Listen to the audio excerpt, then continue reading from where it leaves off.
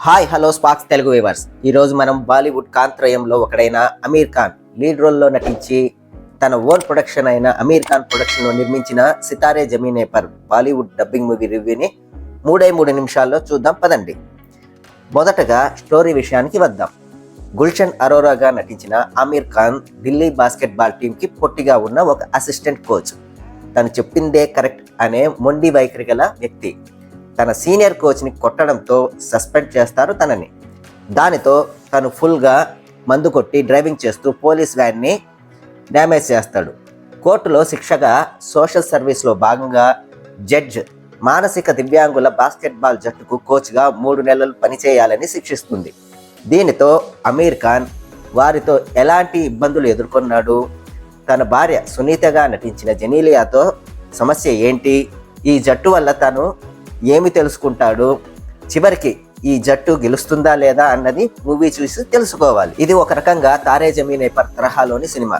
కథలో పెద్దగా తేడా ఏమీ అనిపించదు, కానీ ఆ సినిమాకి ఈ సినిమాకి ఎమోషన్స్లోనే చాలా తేడా ఉంటుంది. ఇక మూవీ ఫస్ట్ హాఫ్ చాలా ఫాస్ట్గా ప్రేక్షకులను ఆకట్టుకునే విధంగా ఉంది.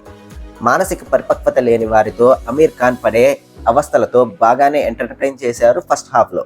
ఇక సెకండ్ హాఫ్ విషయానికి వస్తే మంచి నోట్తో స్టార్ట్ అయిన కొంచెంగా కథ పట్టు సడిలినట్టు అక్కడక్కడ ల్యాగ్ అనిపిస్తుంది. హోటల్లో తన పేరెంట్స్ని సీన్లోకి తేవడం అనవసరం అనిపిస్తుంది అండ్ బోరింగ్గా కూడా ఉంది. గాడి తప్పిన మూవీని క్లైమాక్స్లో ఎమోషన్తో ముగించిన తీరు బాగుంది.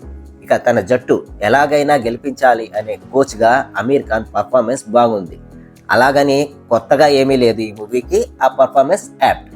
ఇక జెనీలియాది పెద్దగా యాక్టింగ్కి స్కోప్ లేని పాత్ర అయినా ఉన్నంతలో బాగుంది. వారి మధ్య సీన్స్ కొంచెం బోరింగ్గా ఉంటాయి. తారే జమీనే పర్తో పోలిస్తే సితారే జమీనే పర్ కథ కొంచెం ఫ్లాట్గా ఉంటుంది. కథలో మంచి కంటెంట్ ఉన్నప్పటికీ ఎందుకో ప్రేక్షకుల్ని ఎమోషనల్గా ఆకట్టుకునే విధంగా ప్రజెంట్ చేయలేకపోయారు.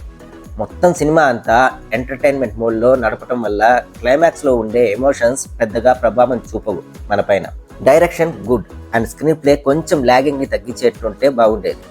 మ్యూజిక్ ఓకే గుడ్, పెద్దగా రిజిస్టర్ అయ్యే మ్యూజిక్ కాదు. ప్రొడక్షన్ వాల్యూస్ అండ్ సినిమాటోగ్రఫీ బాగుంది. ఈ మూవీ బీసీ సెంటర్లో పెద్దగా ప్రభావం చూపకపోవచ్చు.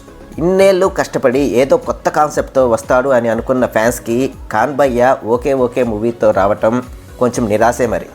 ఓవరాల్గా మూవీ గుడ్ ఎంటర్టైన్మెంట్తో అండ్ లైట్ ఎమోషన్స్తో పర్వాలేదు అని అనిపిస్తుంది. నా రేటింగ్ ఈ మూవీకి 2.75 అవుట్ ఆఫ్ 5.